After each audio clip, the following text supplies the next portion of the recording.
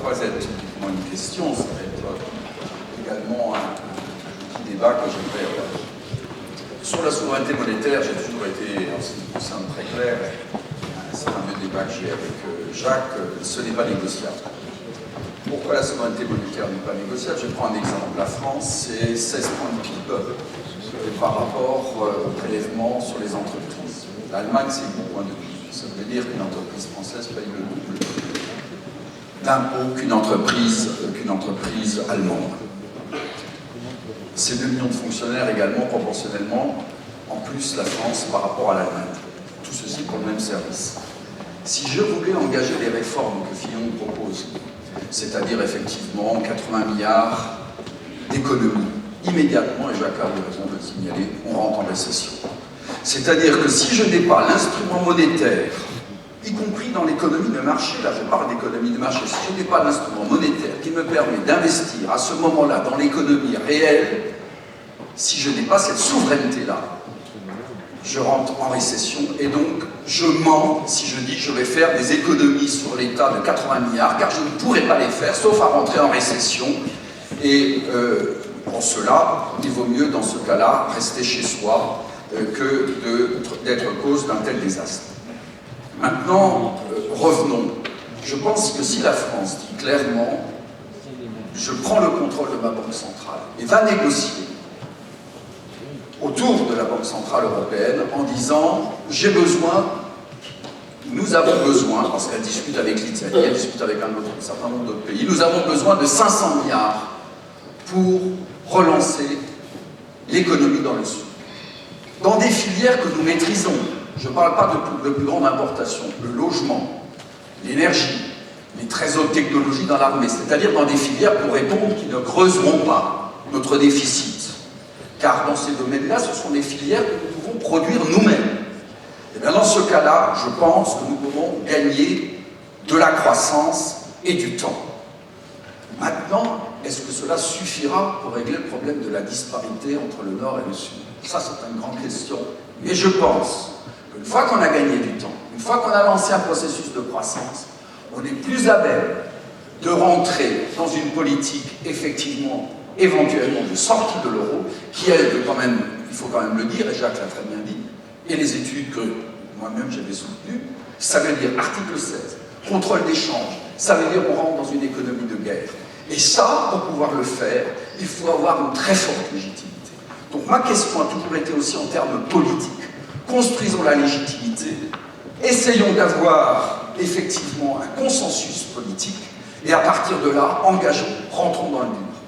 Voilà, je voudrais à ce point-là... Est-ce qu'on a un économiste qui veut répondre à cette question très fermée? Plus que fermée.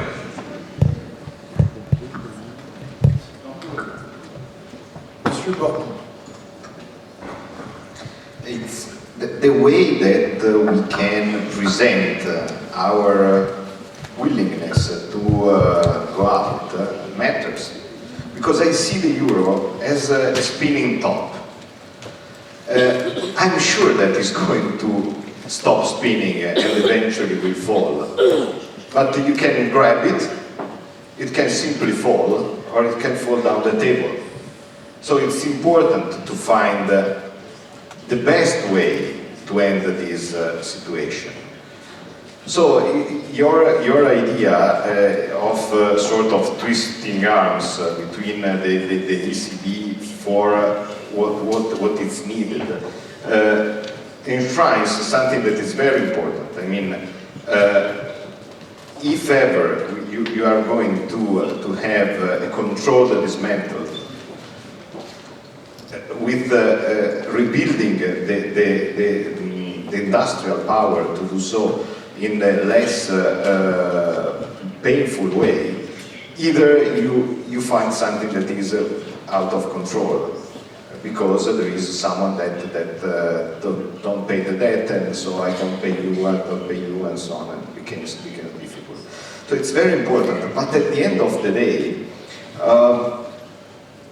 let's say that they say you, yes, it's perfect, and I don't think that Germany will ever agree in terms of doing this kind of fiscal transfer. At the end of the day, you have something that is very similar to a fiscal transfer. In Italy, we have seen this since many years, because and even right now, north of Italy pays around 100 billion to the south in terms every year. So the north of Italy has got a fiscal surplus of 100 billion euro that is used to subside the south. Well, this didn't brought something that is efficient, because once you receive money from an external entity in order to do something, then it appears corruption, then it appears mafia. Because it's very easy to go to the one that is entrusted with the power to spend this money with a gun and say, now I explain you where to spend the money. Start with me. And so the fiscal transfer, even if he's coming from the ECB and then put in the national government and then he decide where to spend, it's something that didn't brought such a big development of the south of Italy and brought anger the north of Italy, because there is one that is perceived to be the one that pays and the one that receives that doesn't develop. So you have to build, in order to do perfectly your idea, a framework in order to control how this money are spent. In the beautiful thing that you devised, so clean energy, infrastructure, and so on. But this raises a matter of governance. So who is the one that controls that? And you understand that it should be done in a centralized way, because Germany will not allow that, for example, we give a lot of money to Italy and our politicians decided to build I don't know, golden bathtubs or whatsoever. So this leads eventually to a fiscal transfer union. That is something that in Italy didn't work. So maybe it's possible to make it work, but it's very difficult to envisage, because it's a subject of control and governance.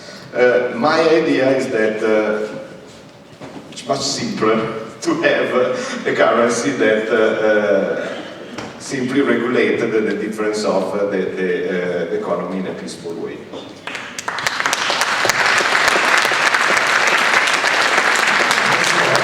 Monsieur Monjagi voulait faire une courte réponse aussi.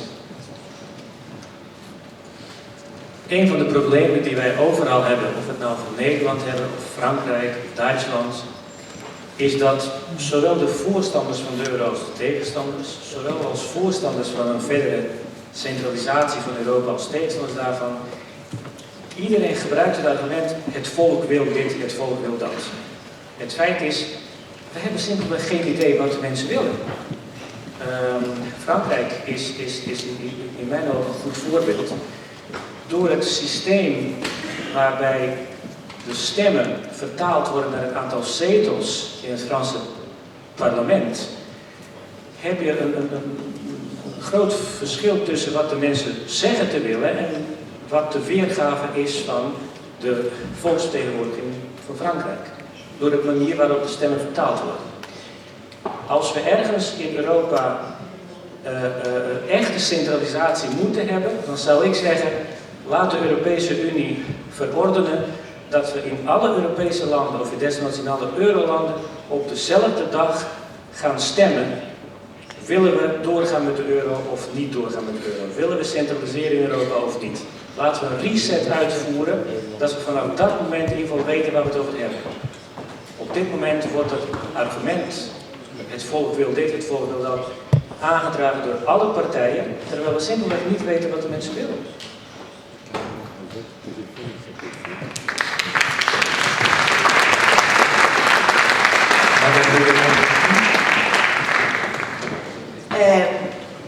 à mon opinion, je crois que le peuple européen, ne peut pas former une opinion juste à ce moment-là. Parce que le combat entre ceux qui veulent le retour à la monnaie nationale et ceux qui sont contre n'est pas vraiment sur un pied d'égalité.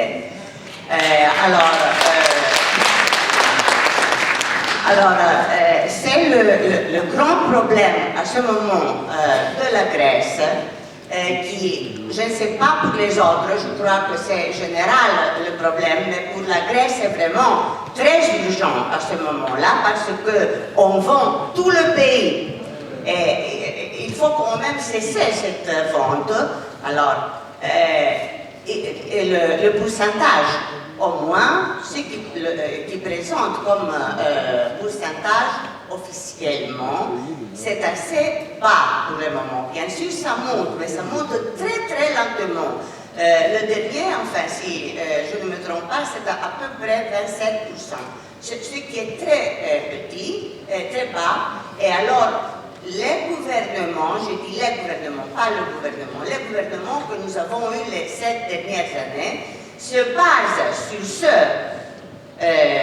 pourcentage et ils prétendent que c'est la folie furieuse, c'est la fin du monde de sortir de l'euro. Tandis que les économistes savent très bien que si nous restons dedans, c'est la fin du monde. Merci.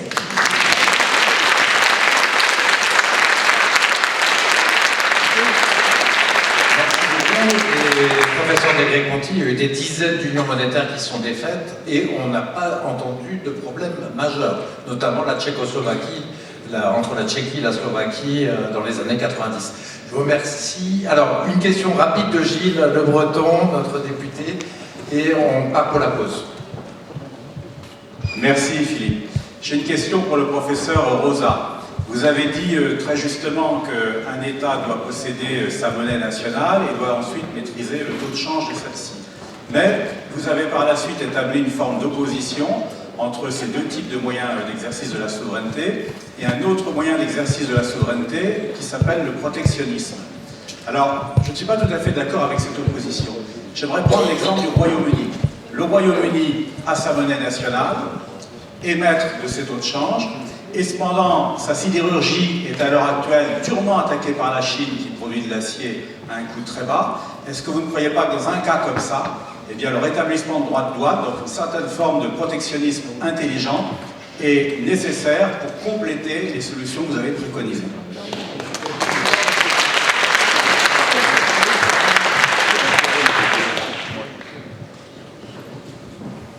Oui, j'entends toujours parler de protectionnisme intelligent. Je suis obligé de constater qu'il y a beaucoup de protectionnisme bête. Ce que je voulais dire, c'est que les deux instruments sont substituables. Donc en France, par exemple, nous avons un handicap de coût par rapport à l'Allemagne que j'évoquais, qui était jusqu'à la crise, depuis la création de l'euro jusqu'à la crise, de plus de 25%. Donc ça suffit à couler nos entreprises. Alors ce que je dis, c'est commençons par supprimer ce handicap de coût.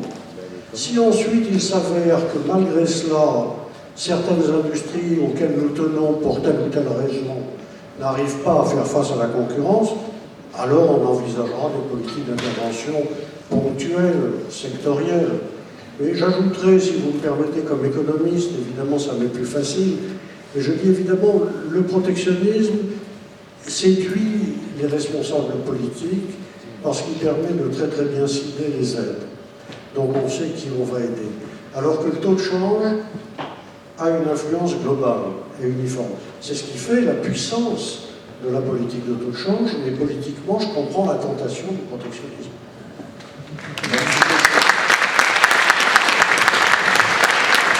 Bien, nous allons faire une pause de 20 minutes, on revient dans 20 minutes pour recommencer.